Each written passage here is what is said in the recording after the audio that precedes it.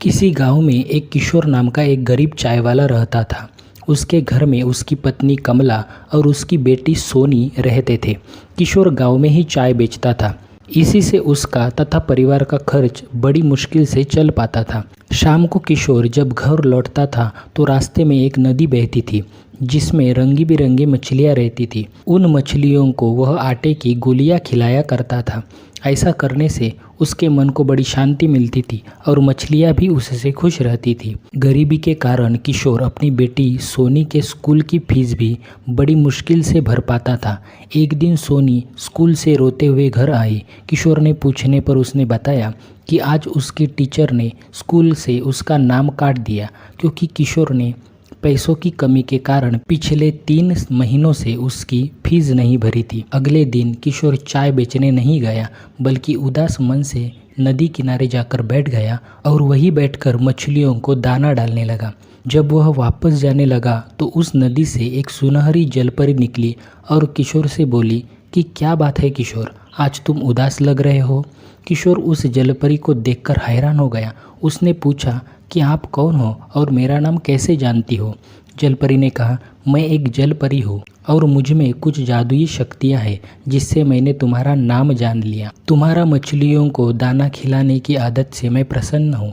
अगर तुम्हें कोई कष्ट है तो मुझे बताओ, मैं तुम्हारी सहायता अवश्य करूँगी। किशोर ने सारी बात उस जलपरी को बता दी। जलपरी ने कहा, किशोर तुम कल सूरज निकलने से पहले यहाँ आना। मैं तुम्हें सोने के सिक्कों से भरा थैला दूंगी जिससे तुम अपने परिवार का खर्चा अच्छे से उठा सकोगे। यह कहकर जलपरी वापस नदी में चली गई। अगले दिन सूरज निकलने से पहले ही किशोर नदी पर पहुंचा। तभी वहाँ जलपरी प्रकट हुई और उसने किशोर को सोने के सिक्कों से भरी एक थैली दी। किशोर ने जलपरी को धन्यवाद दिया और मछलियों को दाना खिलाकर वापस अपने घर चल दिया तथा उस थैले को उसने एक सुनार को बेच दिया जिससे उसे बहुत सारे पैसे मिले। सबसे पहले किशोर ने अपनी बेटी के स्कूल की फीस भरी जिससे वह वापस अपनी पढ़ाई शुरू कर सके। कुछ महीने के बाद किशोर ने उन पैसों की मदद से एक छोटा सा होटल शुरू कर दिया। उस होटल से उसकी आर्थिक स्थिति अच्छी होने लगी तथा उसने एक पक्का मकान भी बनवा लिया। किशोर ने सोचा कि अब उसके पास अच्छा खासा धन हो गया है। अब वह जलपरी को धन्यवाद करके सोने का थैला उसे वापस कर देगा क्योंकि अब वह मेहनत से व्यापार के द्वारा अपने परिवार का खर्च चला सकता है। ऐसा सोचकर वह रात को जल्दी सो गया। उसी गांव में अजीत और संतोष नाम के 2 व्यक्ति रहते थे। वे किशोर की सफलता से ईर्ष्या रखने लगे कि वह इतनी जल्दी कैसे धनी व्यक्ति बन गया। किसी तरह उन्हें सोने के सिक्कों वाली बात पता चल गई।